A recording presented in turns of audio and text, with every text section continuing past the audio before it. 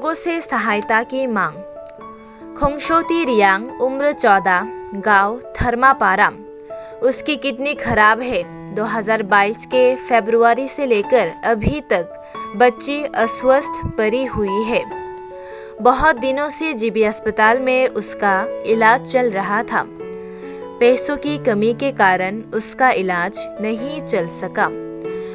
उनकी ओर से लोगों से काफ़ी गुजारिश है कि सभी बच्ची के अच्छे स्वास्थ्य के लिए भगवान से प्रार्थना करें।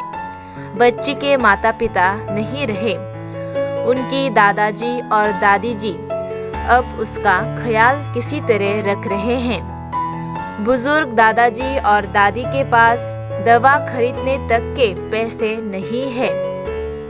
आप सभी से ये गुजारिश है कि हो सके तो किसी तरह की छोटी या बड़ी मदद उनको अवश्य करें।